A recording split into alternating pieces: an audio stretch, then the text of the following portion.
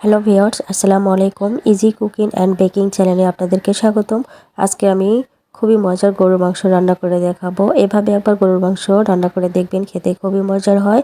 তো এখানে আমি 1 কেজি পরিমাণ গরুর মাংস নিয়েছি, হাড় চর্বি সহ।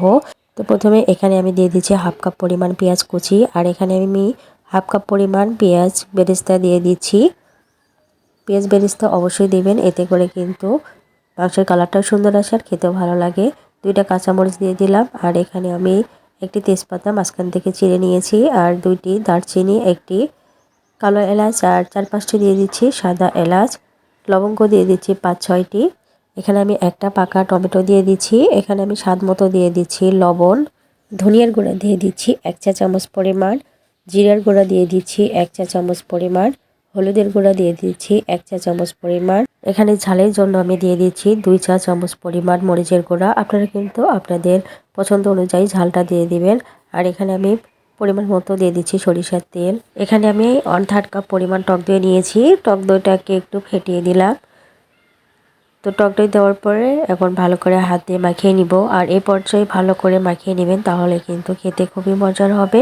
তো ভালো করে আমি মাখিয়ে নিচ্ছি। মাখিয়ে নেওয়া হয়ে গেলে এখানে আমি দিয়ে দিচ্ছি হাফ কাপের একটু বেশি পানি। তো এখানে কিন্তু আদা রসুনটা আমি প্রথমে দিয়েছিলাম না। এখানে 1.5 টেবিল চামচ পরিমাণ আদা রসুন বাটা দিয়ে আবারও ভালো করে মাখিয়ে নিচ্ছি। তো এখন আমি চুলায় বসিয়ে দিচ্ছি।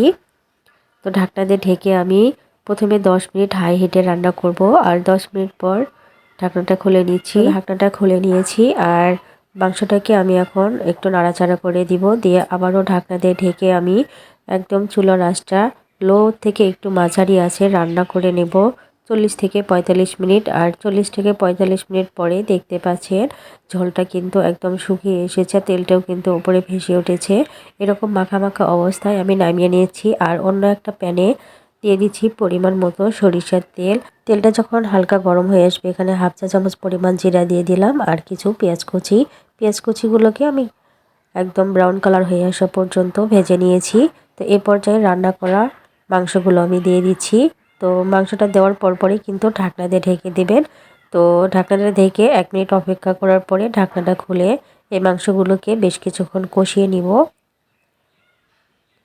তো এভাবে মাংসগুলোকে ভালো করে কষিয়ে নিতে হবে। তো কষানো হয়ে গেছে, দেখতে পাচ্ছেন তেলটাও কিন্তু উপরে ভেসে উঠেছে।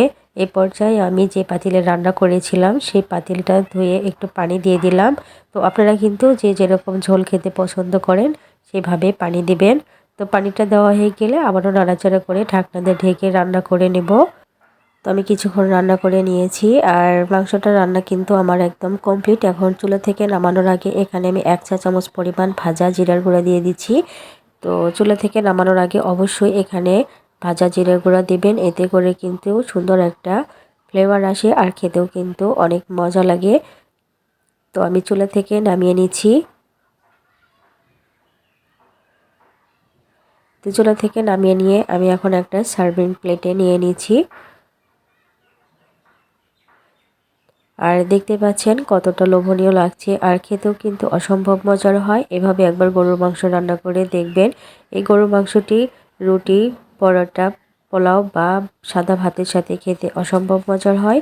ভিডিওটি ভালো লাগলে লাইক, কমেন্ট, শেয়ার করবেন। আজকের মতো বিদায় নিচ্ছি। আসসালামু আলাইকুম।